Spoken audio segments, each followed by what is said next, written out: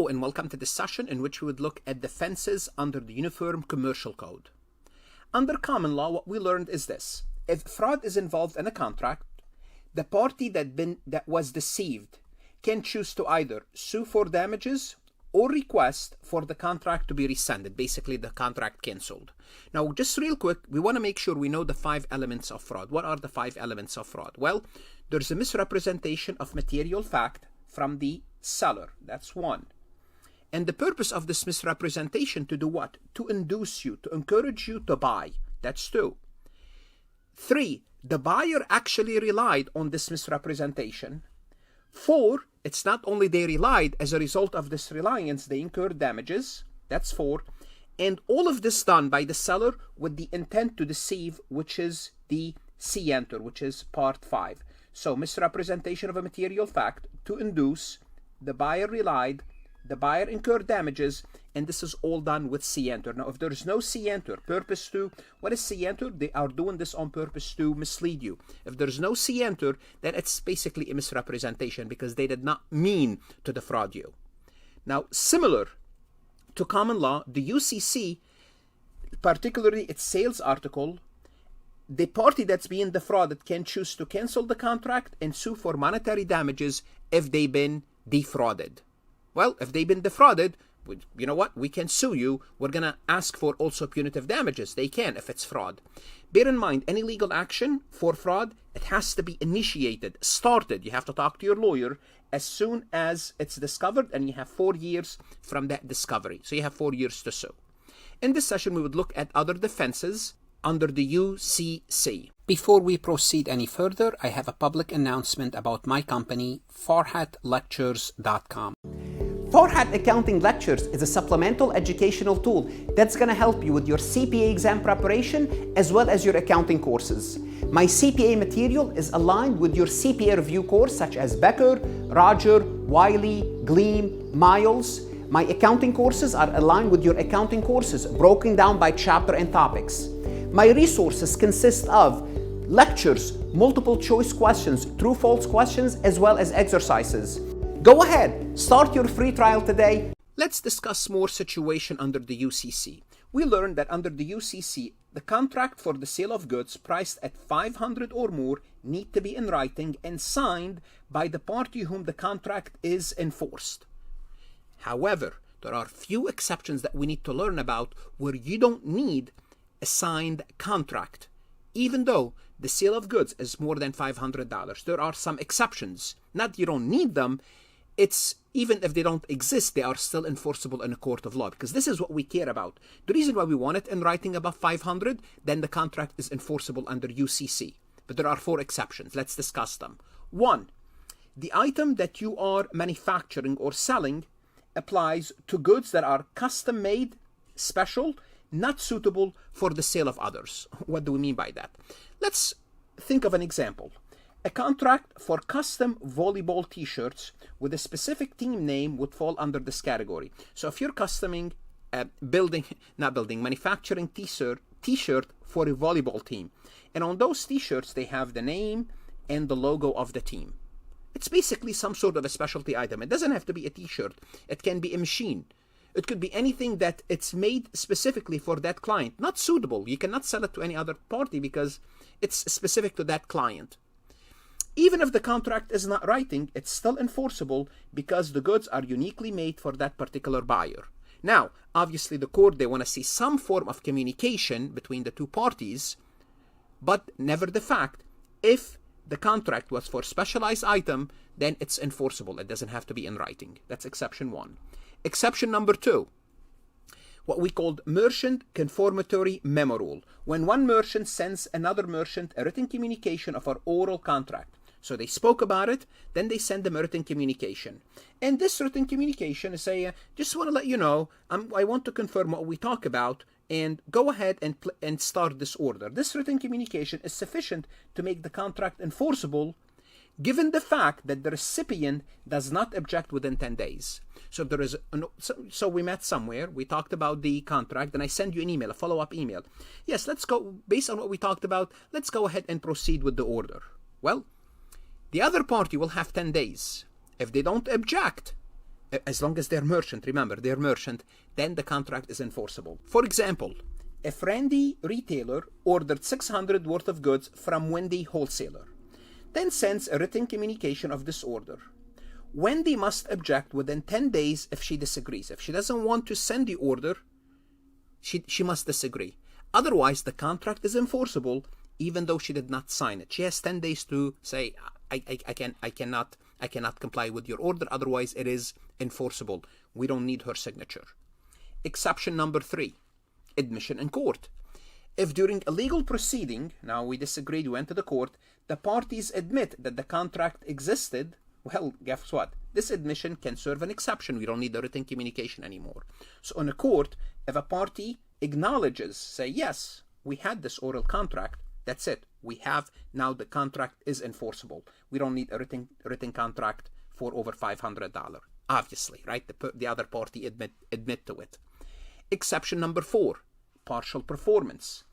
If part of the contract has been performed and accepted, the contract is enforceable to the extent of the performance.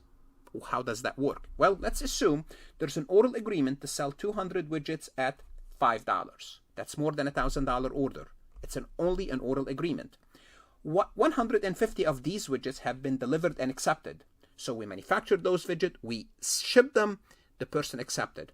Guess what? Because they accepted, the contract is enforceable for the 150 widgets, even though the entire contract was not in writing. Well, all these exceptions are designed to address situation where it would be unfair or impractical to strictly enforce the written contract. Because remember, anything above 500 under UCC, the sales of movable goods, has to be in writing. What we talked about, 4 exceptions where it doesn't have to exist, that written contract, for the contract to be enforceable. It's always good to have a written contract. Again, the reason we discuss those, to determine whether the contract is enforceable or not.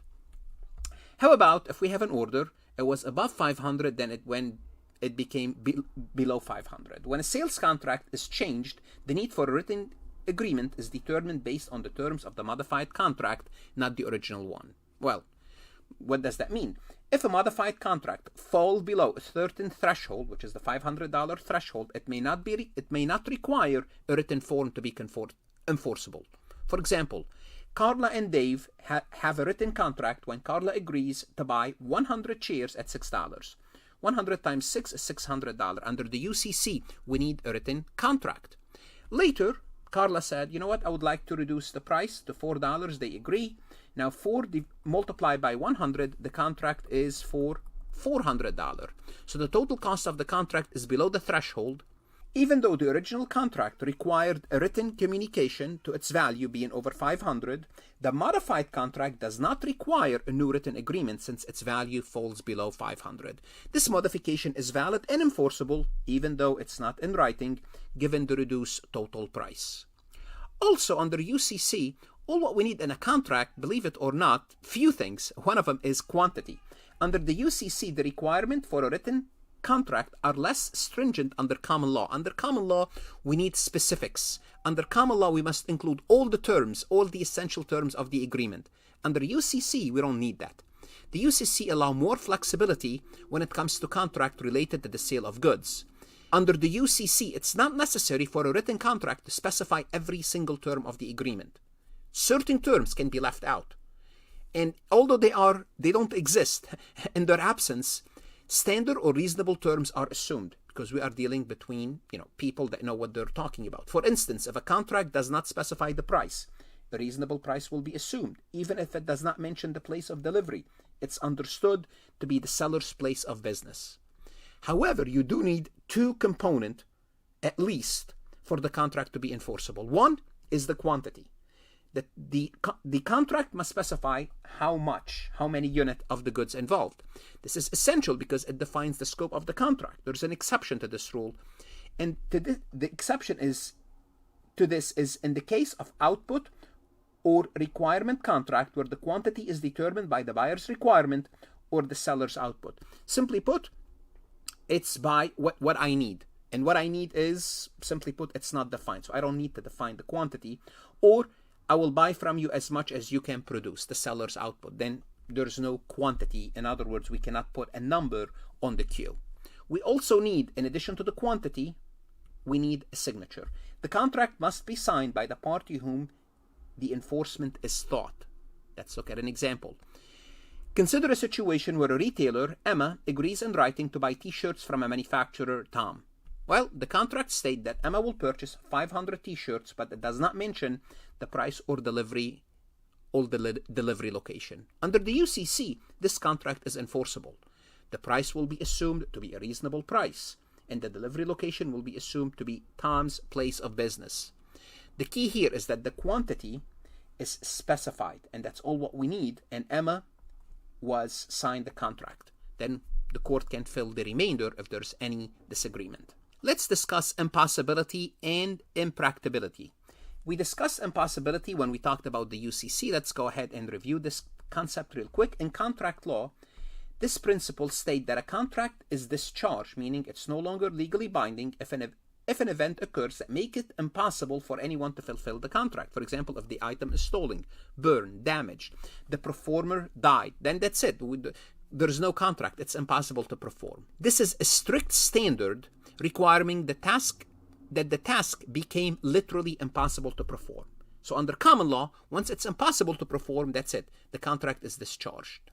Under the UCC, under the sales article, we have a more lenient approach. What's that lenient approach? It allows for the contract to be discharged on the grounds of not impossibility, impracticability, rather than strict impossibility. So impossibility is a higher standard. According to the UCC, if fulfilling a contract becomes extremely more burdensome than originally anticipated due to unforeseen event, the contract can be discharged.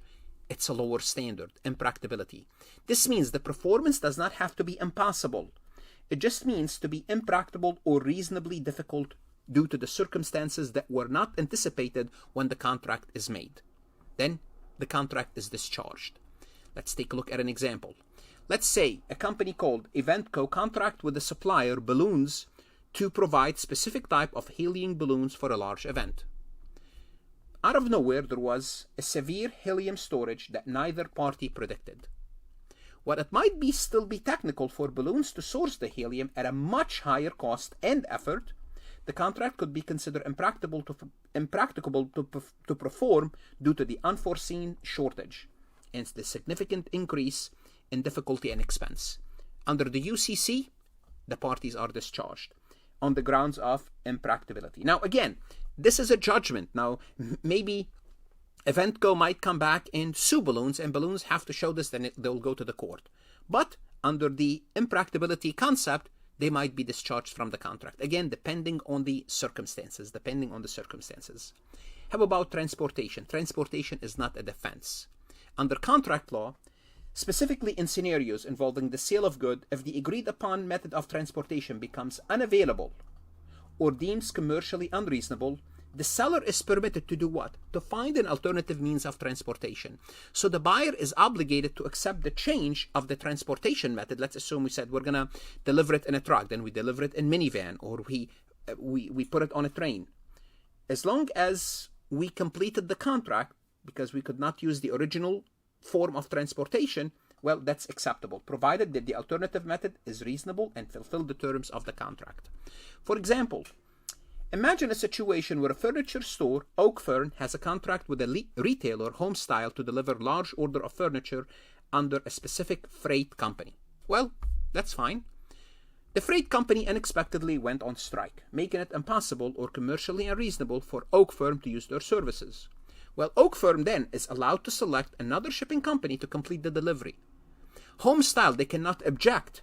They must accept this change in transportation method as long as the alternative shipping company can deliver the furniture in a manner that meets their contract requirement. This flexibility, just to make sure that the contract can still be fulfilled even though when unforeseen circumstances affect the initially planned delivery method. Let's take a look at this multiple choice questions from farhatlectures.com. Which of the following is an exception to the need for a written contract under the UCC? There are 4 exceptions. You need to know those 4 exceptions. Is it contract for standard manufacturing goods? Is this an exception? No. If it's for standard manufacturing goods, More than 500, you need a written contract. A is out.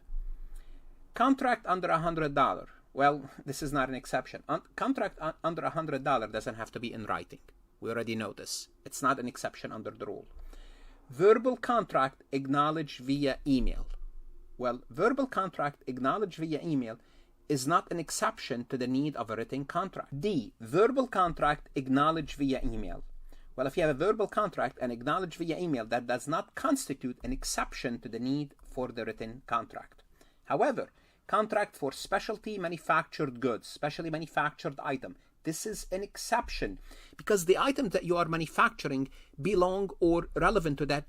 That's the only buyer that's relevant to them. Therefore, the court says, well, guess what? Because it's a specialty manufactured good, you did not need a written contract for the contract to be enforceable. Once again, it's always better to have what? A written contract, but that's an exception. What should you do now? You want to go to Farhat Lectures, look at additional MCQs that's going to help you whether you are studying for your CPA exam or your business law class. Invest in yourself, invest in your career. Farhat Lectures is always here to help. Good luck and stay safe.